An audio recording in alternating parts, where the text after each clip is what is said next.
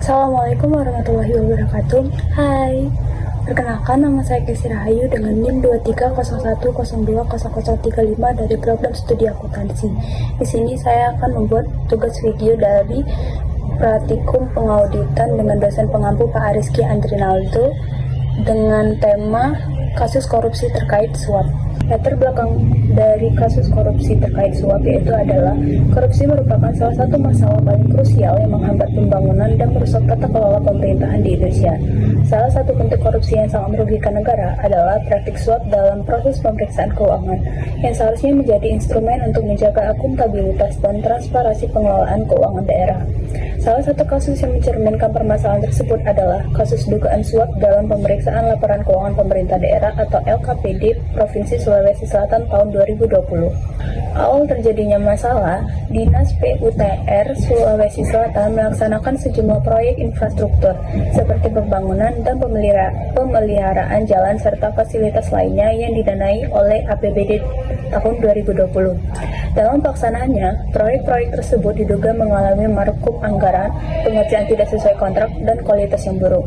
Saat audit LKP dilakukan oleh tim pemeriksaan BPK Sulawesi Selatan, ada potensi temuan serius terkait ketidaksesuaian pelaksanaan anggaran oleh Dinas PUTR Sulawesi Selatan. Agar temuan tersebut tidak dicantumkan dalam laporan audit, Edi Rahman atau Sekretaris Dinas PUTR menginisiasi upaya pengamanan hasil audit dengan menyogok para auditor BPK. Dana suap dikumpulkan dari para kontraktor pelaksana proyek yang juga tidak ingin namanya tercantum dalam laporan sebagai pihak yang bermasalah. Pihak terkait penerima suap yang pertama itu ada Yohanes Binur Haryanto Manik, jabatan pemeriksa pada BPK Perwakilan Sulawesi Selatan. Yang kedua ada Wahid Iksan Wahyudin, jabatannya sebagai mantan pemeriksa BPK Perwakilan Sulawesi Selatan. Yang ketiga ada Gilang Gumilar, jabatannya adalah pemeriksa BPK Perwakilan Sulawesi Selatan. Dan yang keempat adalah Andi Soni, yaitu jabatan Kepala BPK Perwakilan Sulawesi Tenggara saat kasus mencuat. Sebelumnya Kepala Sub Auditator Sulawesi Selatan 1 BPK Sulawesi Selatan peran sebagai penghubung antara auditor dan pihak yang memberikan suap serta ikut menikmati hasil suap. Pemberi suap yaitu ada Edi Rahman, jabatannya adalah sebagai Sekretaris Dinas Pekerjaan Umum dan Tata Kelola Ruang PUTR 5 provinsi di Sulawesi Selatan. Perannya itu sebagai inisiator dan koordinator suap.